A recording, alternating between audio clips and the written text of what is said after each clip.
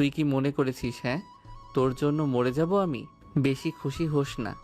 Exam শেষ হলে কি আমি গ্রামে যাব না? তখন তোর কি হবে ভেবেছিস? আমার কথা যে অমান্য করলি সেটার শাস্তি কেমন হবে সেটা ভেবে দুঃখ পাওয়া উচিত তোর। চাঁদনি ব্যঙ্গ করে হাসির ইমোজি পাঠালো। আধার দ্রুত সিন করে রিপ্লাই করলো। তোর জন্য খুব মন পুড়ছে রে। চাঁদনি আবার হাসির ইমোজি পাঠালো। আধার লিখল, সিরিয়াসলি? মিথ্যা বলছি না।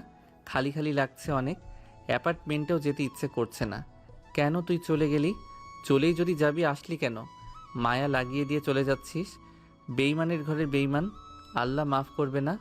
চাঁদনি রিপ্লাই না করে ফোন রেখে দিল। ওর কি কম মন পড়ছে? ওর কষ্ট হচ্ছে না? আধার শুধু নিজেরটাই দেখছে, ওর যন্ত্রণা দেখার প্রয়োজন বোধ করছে না। আকিব শিকদার কিছুক্ষণ নিশ্চুপ দেখলেন রাতকে। মনোযোগ দিয়ে উপন্যাসের বই পড়ছে ও। কথা বলবে না ভেবেও ডেকে বললেন। তোমার নাম কি? রাত এক পলক চোখ তুলে তাকালো, আবারও বইয়ের পাতায় মনোযোগ দিয়ে বলল, আবার এহসান রাত। চট্টগ্রামের কোথায় থাকো তুমি? হাটহাজারি। বাহ, হাটহাজারির ছেলে তুমি? আমাদের বাড়ি চারিয়া। রাত বই বন্ধ করে আকিব শিকদারের দিকে তাকালো, মিষ্টি হেসে বলল, একই এলাকার মানুষ। একই এলাকা না, তবে কাছাকাছি। পড়াশোনা শেষ তোমার? কি করছো এখন? ব্যবসা করছে। রাত মিথ্যা বলল, রাজনীতি করে সেটা বলতে মুখে বাঁধে ওর। ভবঘুরে মনে হয় নিজেকে। রাজনীতি এটা কোনো প্রফেশন হলো? চাঁদনির বিরক্ত লাগলো। আশ্চর্য, ওর বাপের এসব জেনে কাজ কি? এই একটা সমস্যা ওর বাবার, যখন তখন একটা মানুষের সাথে খোশ গল্পে মেতে ওঠে। অপর পাশের মানুষটা বিরক্ত হবে কিনা সেটা দেখবে না। রাত যদি বিরক্ত হয়, এমনিতেই তো ছেলেটার অহংকারের শেষ নেই। চাঁদনি অদৃষ্ট মুখ বাঁকালো। পরিবারে কে কে আছে তোমার? অনেকেই। আম্মু, নানু ভাই, দাদু ভাই, ছোট ভাই আর বোন। বাবা নেই? চাঁদ মলিন হেসে বলল। না। আকিব শিকদারের মায়া লাগলো। আহারে, বয়স কতই বা হবে ছেলেটার? এই বয়সেই বাবা নেই। রাত দোটানায় বলল, তার থেকে পাল্টা প্রশ্ন করবে কিনা। ভদ্রতার খাতিরে ওর মানুষটার থেকে তার ভালো মন্দ সম্পর্কে পাল্টা প্রশ্ন করা উচিত। রাত ভদ্রতা দেখালো না, আবারও বই পড়ায় মনোযোগ দিল। চাঁদনি ফিসফিস করে বলল, ওরা থেকে এসব জিজ্ঞেস করছো কেন? ওরা 14 গোষ্ঠীর খবর নিয়ে তোমার লাভ কি? আশ্চর্য। ভালো মন্দ জিজ্ঞেস করবো না? একসাথে যাচ্ছি সবাই। না, করবে না। আকিব শিকদার ফোঁস করে শ্বাস ফেলে সম্মতি দিলেন। রাত ছোট ছোট চোখ করে দেখলো চাঁদনিকে। আকিব শিকদারের উদ্দেশ্যে বলল, আপনার মেয়ে? হ্যাঁ। আপনি আমার সাথে কথা বললে ওর সমস্যা কি? ও মনে করছে তুমি বিরক্ত হচ্ছ, এজন্য কথা বলতে মানা করেছে। বোঝোই তো, আজকালকার ছেলেমেয়েরা তো সারাক্ষণ মোবাইল নিয়েই বসে থাকে। বড়দের সাথে কথা বলার সুযোগ কই তাদের? কিন্তু আমি বিরক্ত হচ্ছি না। আপনি আমার সাথে কথা বলুন, আর ওকে বেশি বুঝতে মানা করুন। নাক ফুলিয়ে মুখ ঘুরালো চাঁদনি। আকিব শিকদার সন্তুষ্ট হয়ে হাসলেন, প্রশংসা করে বললেন, খুব ভালো ছেলে তো তুমি। একদমই না। সত্যি? কিভাবে বইয়ে ডুবে থেকেও এত সুন্দর করে উত্তর দিচ্ছ আমার প্রশ্নের? রাত হাসলো। বাইরে থেকে আসা দমকা বাতাসে গায়ে শীত কাটা দিল চাঁদনির। ওর হাতে পা বরফের মতো ঠান্ডা হয়ে যাচ্ছে। শীতের পোশাক পরতে একটুকু ভালো লাগে না ওর। এই জন্য অনেকক্ষণ ধরে ঠান্ডা লাগলেও সহ্য করে নিচ্ছিল। এবারে ব্যাগ থেকে বের করে একটা শাল জড়ালো গায়ে। অন্যমনস্ক হয়ে আকিব শিকদারের বাহুতে মাথা রাখলো। আকিব শিকদার এক পলক তাকালেন ওর দিকে, চুলে হাত বুলিয়ে বললেন, খারাপ লাগছে আম্মা? ঘুম পাচ্ছে। চাঁদনি হামি তুলল। আমার কাঁধে মাথা রেখে ঘুমাও। কিছু খাবে? না। আকিব শিকদার এক হাতে জড়িয়ে নিলেন ওকে। চাঁদনি ঘুমাতে চাইল না। জানালা দিয়ে বাইরে তাকিয়ে থাকতে বেশি ভালো লাগছে ওর, কিন্তু চোখ দুটো জ্বালা করছে ভীষণ। কাল রাতে ঘুমিয়েছিল শেষ রাতের দিকে। আধার পুরো রাত ওকে নিজের সামনে বসিয়ে বুঝিয়েছে এখন যদি ও আকিব শিকদারের সাথে চট্টগ্রাম চলে যায় তাহলে কতটা ক্ষতি হবে ওর। পড়াশোনার ক্ষতি হবে, অ্যাটেন্ডেন্স মিস যাবে, আরও কত কি। ওকে মিস করতে করতে আবার আধার ফেলও করতে পারে, দুজনেরই ক্ষতি। এর চেয়ে এক্সাম শেষে আধারের সাথে আসলেই বেশি ভালো। যদিও কি লাভ সে বিষয়টা আধার ততটা ব্যাখ্যা করতে পারেনি। তারপরও অনেক কনভিন্স করার চেষ্টা করেছে চাঁদনিকে, সেই তো চাঁদনি চলে এলো। শুধু দুজনেই ঘুমের 12টা বাজিয়েছিল ছেলেটা।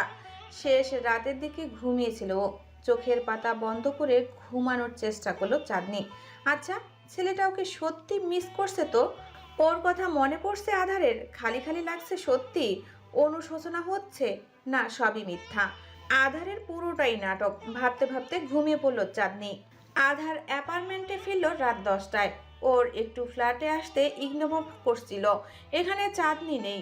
ও গিয়ে চাঁদনিকে ড্রয়িং রুমে বসা দেখতে পারবে না।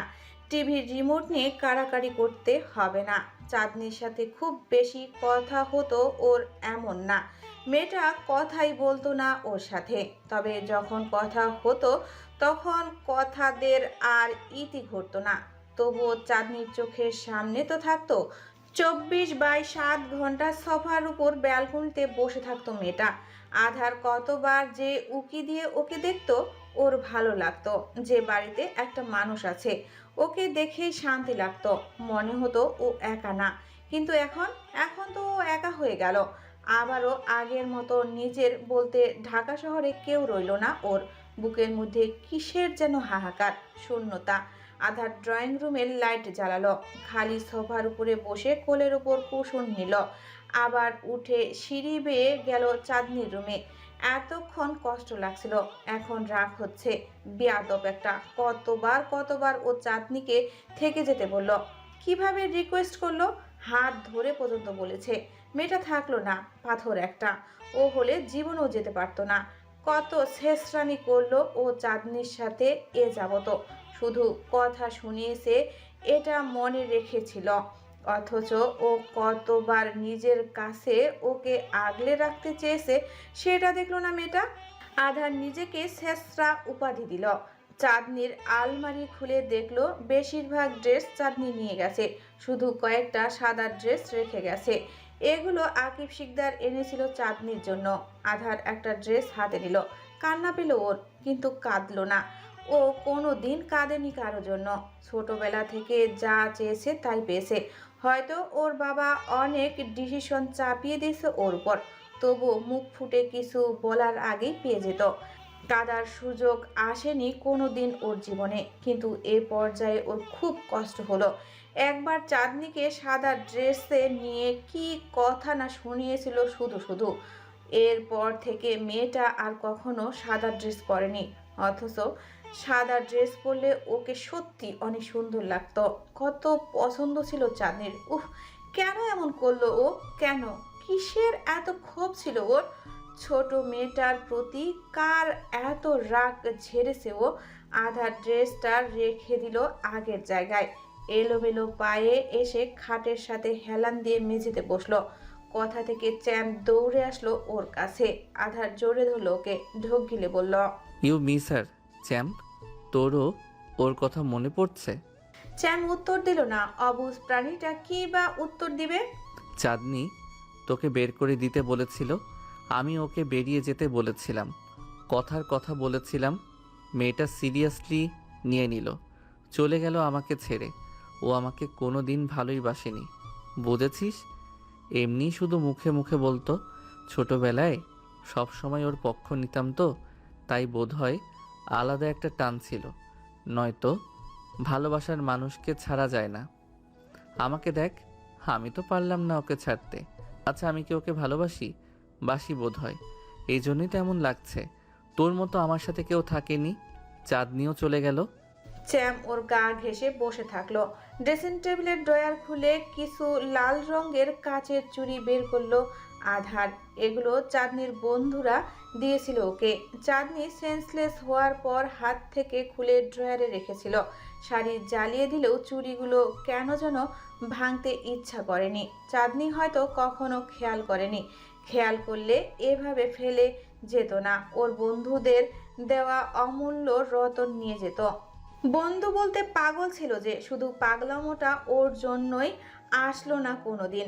আধার কিছুক্ষণ নিশ্চুপ মনোযোগে চেয়ে থাকলো চুড়িগুলোর দিকে। আচমকা হাতের মুঠোয় চেপে ধরলো। ভেঙে একটা টুকরো হয়ে ভেঙে গেল হাতের তালুতে। রক্ত হাত থেকে গড়িয়ে পড়লো মেঝেতে। আধারের ব্যথা লাগলো না, ওর কেমন যেন লাগছে, কোনো অনুভূতি হচ্ছে না। বিছানার উপর মাথা রেখে বিষাদময় কণ্ঠে আওড়ালো, চাঁদ, আমি যখন তোকে তোর কমতি নিয়ে কথা শোনাতাম তোর বুকে এভাবে রক্তক্ষরণ হতো, আমি দেখতে পেতাম না কেন? তুই সত্যিই চলে গেলি, আমাকে মুক্তি দিয়ে গেলি। ওই যে বলতি সব সময়, আমি তো মুক্ত হতে চাইনি। খুব অসহায় লাগছে রে নিজেকে, কিভাবে যে মিস করছি আমি তোকে। এখনো বোধহয় তুই গিয়ে চট্টগ্রামে পৌঁছাসনি, অথচ এই সময়টুকু আমি একা থাকতে পারছি না। 1 মাস কি করে থাকবো, কি করে? একবারও ভাবলি না তুই? ছি, শেষমেশ ফেলটুসের তকমা লাগবে আমার গায়ে। এত বিরহ নিয়ে তো ভালো পরীক্ষা দেওয়া যায় না। আমার মায়ায় পড়াটা ভুল ছিল চাঁদনি। আমার এত খারাপ লাগছে কেন? আল্লাহ, কেন আমি এভাবে আফসোস করছি? রক্তে ভিজে গেল আধারের হাত। মেঝের উপর রক্তের মোটা আস্তরণ পড়ল।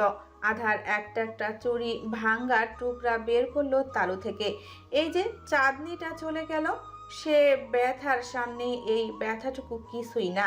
প্রায় 4 ঘন্টা ধরে চাঁদনি আকিব শিকদারের কোলে মাথা রেখে ঘুমাচ্ছে। আকিব শিকদার আগলে রেখেছে ওকে, মাঝে মাঝে মাথায় হাত বুলিয়ে দিচ্ছেন। ওনার বাহুতেই মাথা রেখে ঘুমাচ্ছিল ও। ঘাড় ব্যথা হবে বলে আকিব শিকদার ওর মাথা কোলে নিয়েছে। ব্যাগ থেকে বের করে আরও শাল পেঁচিয়ে দিয়েছেন ওর গায়ে, যাতে ঠান্ডা বাতাস না লাগে। রাতের বেশ ভালো লাগলো বিষয়টা। ও অনেকক্ষণ ধরেই আকিব শিকদারের মতিগতি খেয়াল করছে। একটা বাচ্চার মতো করে আগলে রাখছে তিনি চাঁদনিকে। রাতের ভালো লাগলো, পাশাপাশি আফসোস হয়। হৃদয়ে জমে কারো প্রতি তীব্র অভিমান। ওর ছোটবেলাটা বাবা ছাড়া কেটে গেছে। অন্যদের বাবা যখন ওদের ভালোবাসে ওর কিভাবে যে হিংসা হয়। তবে আজ ওর শ্যামাঙ্গিনীর প্রতি হিংসে হলো না। বাচ্চা একটা মেয়ে, কি যেন নাম। রাত খেয়াল করলো ও আবার চাঁদনির নাম ভুলে গেছে। আপনার হাঁটুতে ব্যথা করছে না আঙ্কেল? রাতের প্রশ্নে আকিব শিকদার তাকালো ওর দিকে। অনেকক্ষণ পর রাত কথা বলল। ছেলেটা একটুকু নিচ থেকে কথা বলে না। ব্যথা কেন করবে? ও অনেকক্ষণ ধরে ঘুমাচ্ছে, এবার জাগিয়ে দিন ওকে। এখন হয়তো টের পাচ্ছে না, পরে কিন্তু ঝিম ধরে যাবে, হাঁটতে পারবেন না। ও না, সেটা কোনো বড় সমস্যা না। বাবা হয়ে এটুকু করতে পারবো না? মেয়ের একটা সুন্দর ঘুমের জন্য একটু না হয় হাঁটু ব্যথা করলাম। রাত মলিন হাসলো। চট্টগ্রামে পৌঁছাতে আর বেশি দেরি নেই। আকিব শিকদার টুকটাক কথা বললেন রাতের সাথে। রাত নিজ থেকে তেমন কথা বলছিল না, তবে আকিব শিকদারের সব প্রশ্নের উত্তর দিচ্ছিল। ছেলেটা বয়সের তুলনায় বেশি ম্যাচিউর, সব কিছু নিয়ে ভালোই ধারণা ওর। আকিব শিকদারের বেশ ভালো লাগলো ওর সাথে কথা বলতে। কেমন একটা বিজ্ঞ বিজ্ঞ ব্যাপার আছে ওর মধ্যে। জীবনের উত্থান পতন নিয়ে এই বয়সে যার এত অভিজ্ঞতা, সে নিশ্চয়ই জীবনে কম যুদ্ধ ফেস করেনি। আকিব শিকদারের খুব কৌতূহল জাগলো রাতের ব্যাপারে, কিন্তু জিজ্ঞেস করার আর সুযোগ হলো না। 6 ঘন্টার পথ পাড়ি দিয়ে ট্রেন থেকে নামলো চট্টগ্রাম রেল স্টেশনে। আকিব শিকদার ঘুম থেকে জাগালেন চাঁদনিকে। 6 ঘন্টা এই মেয়েটা টানা ঘুমিয়েছে। চাঁদনির এই এক সমস্যা, ওর যানবাহনে উঠলেই খালি ঘুম পায়। রাত তেমন ব্যাগপত্র আনেনি ওর সাথে, শুধু একটা কাঁধ ব্যাগ ছিল ওর সাথে। তবে চাঁদনি বড় বড় দুটো লাগেজ নিয়ে এসেছে। একটা ও নিল, আরেকটা আকিব শিকদার নিলেন। এত রাতে কুলি পাওয়া সম্ভব নয়।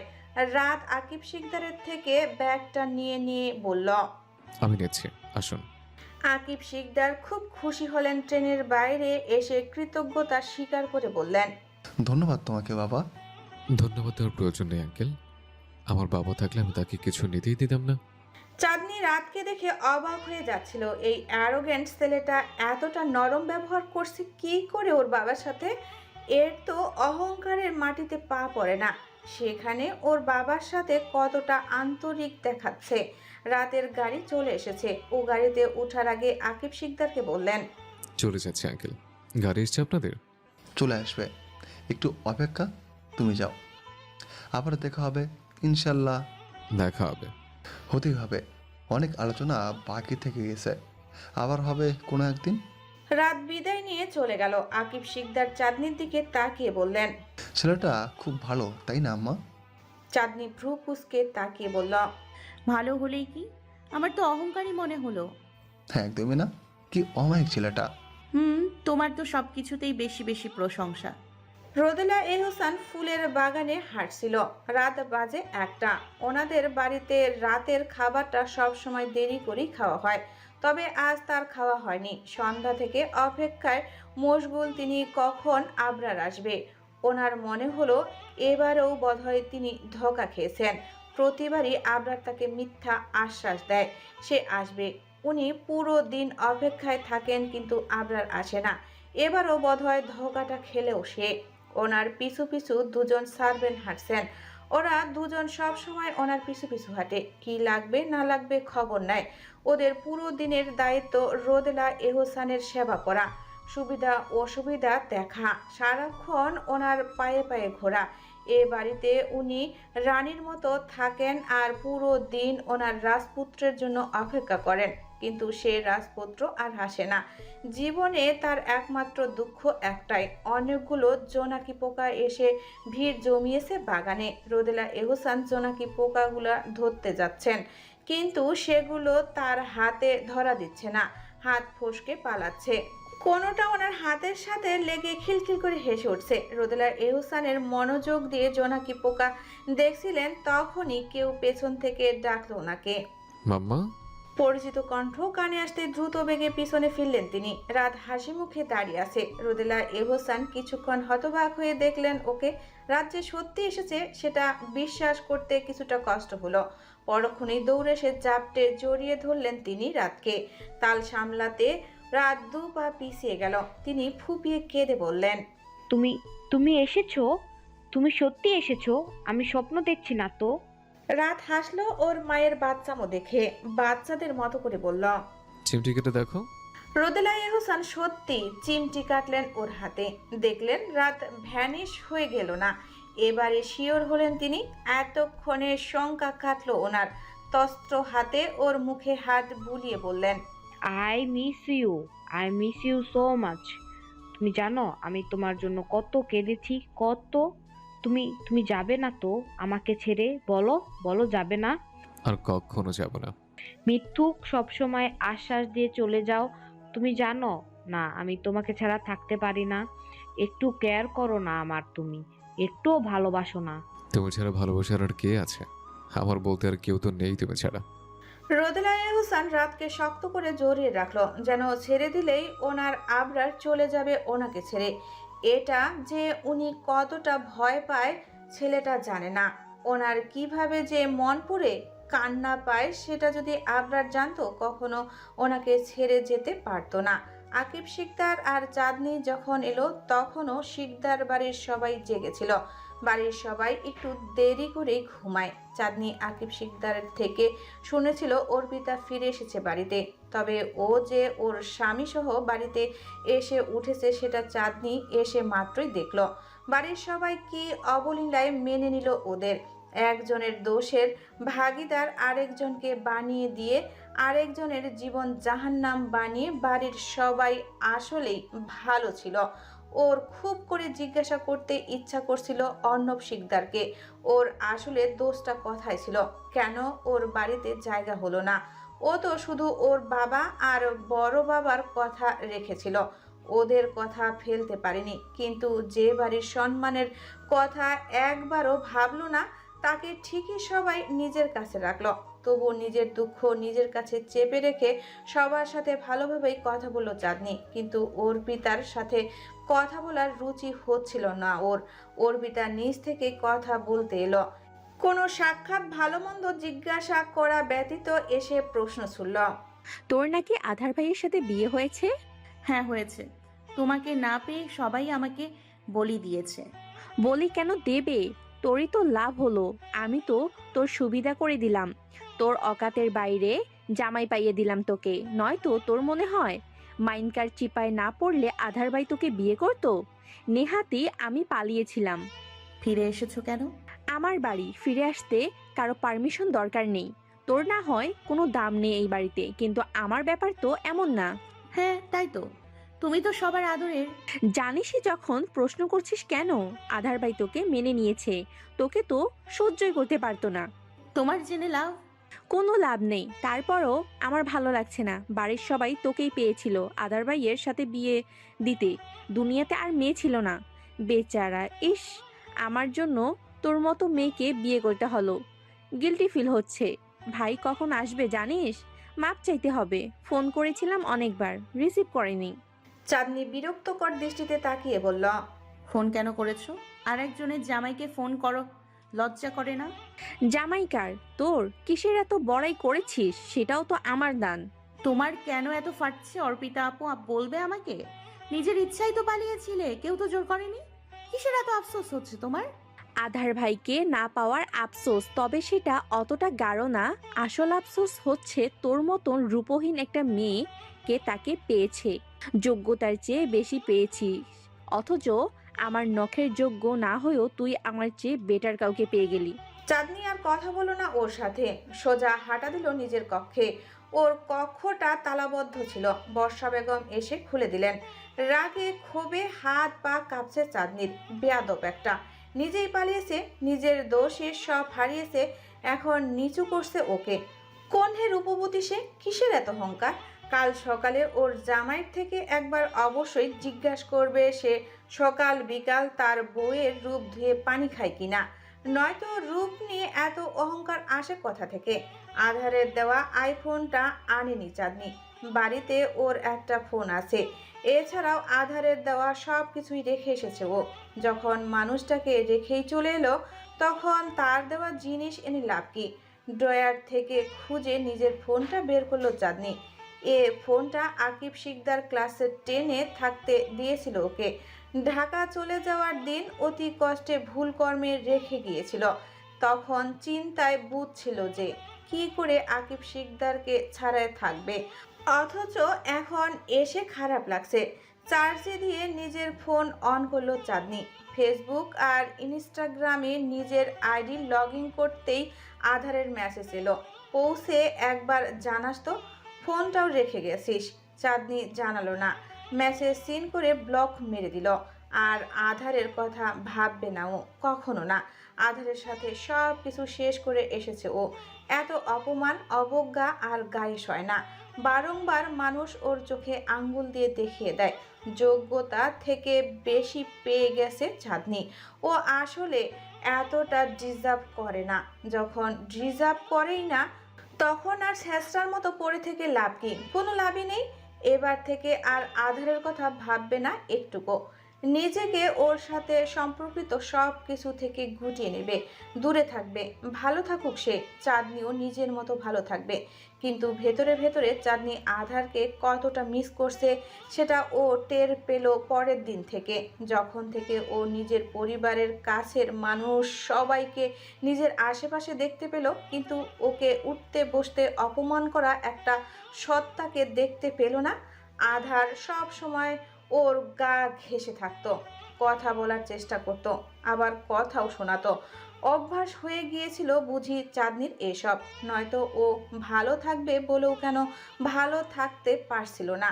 সবাই আছে ওর সাথে, তবুও কেউ যেন নেই। চাঁদনি একা। বাড়িতে আসার যতটা তারা আকাঙ্ক্ষা ছিল ওর, এসে যেন সে জোশটা পেল না ও। আকিব শিকদার ওর জন্য অফিসে গেলেন না।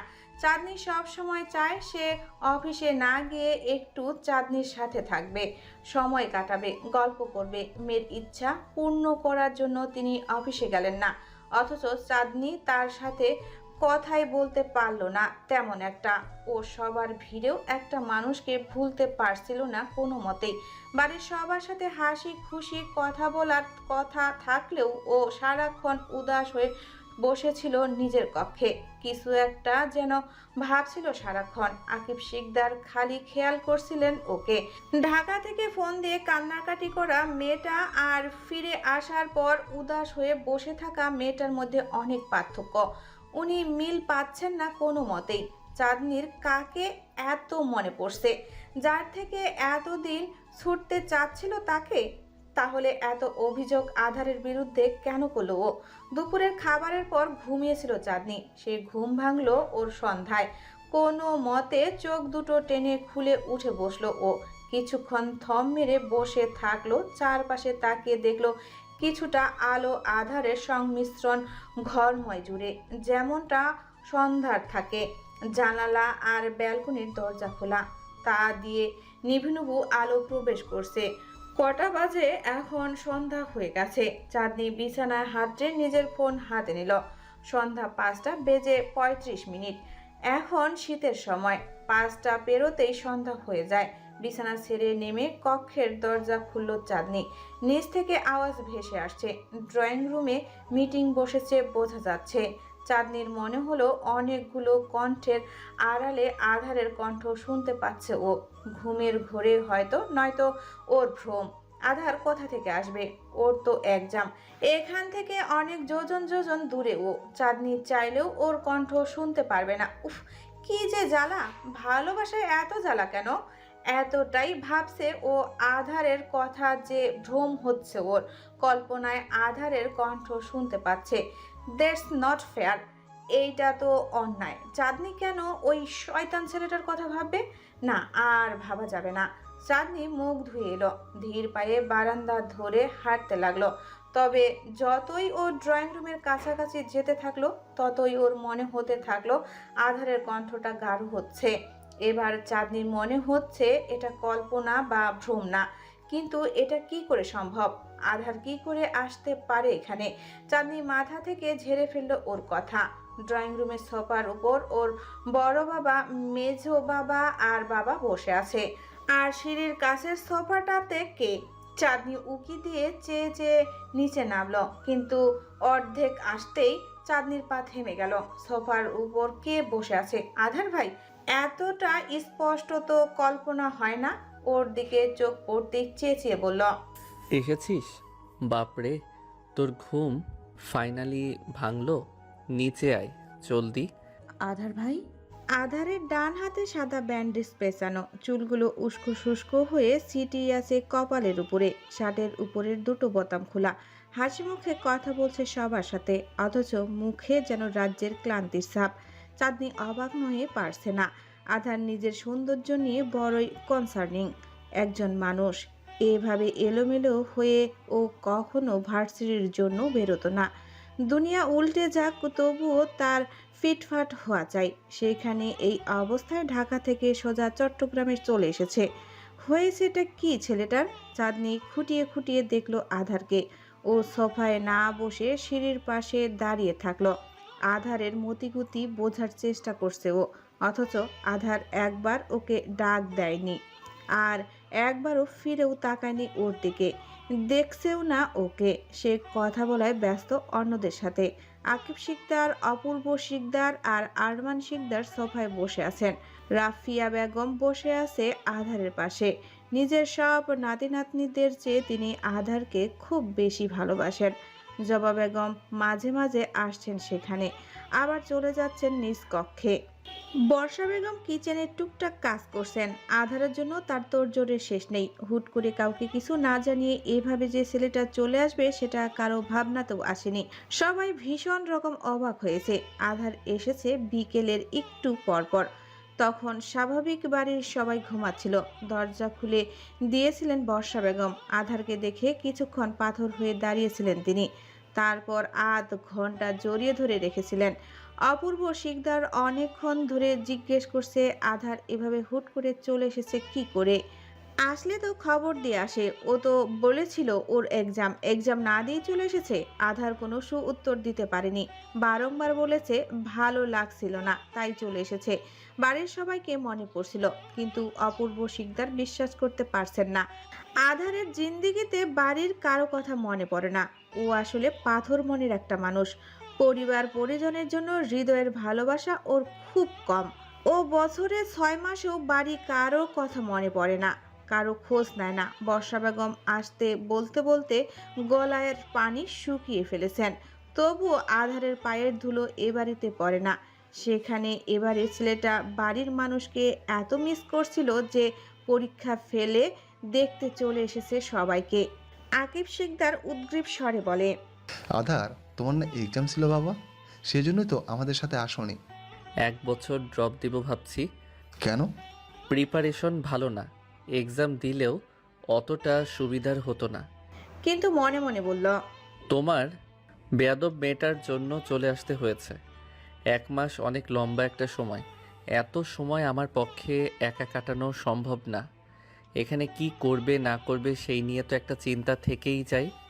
আমি তো এভাবে ছেড়ে দিতে পারি না। অপূর্ব শিকদার ওদের কথার মাঝখানে বললেন,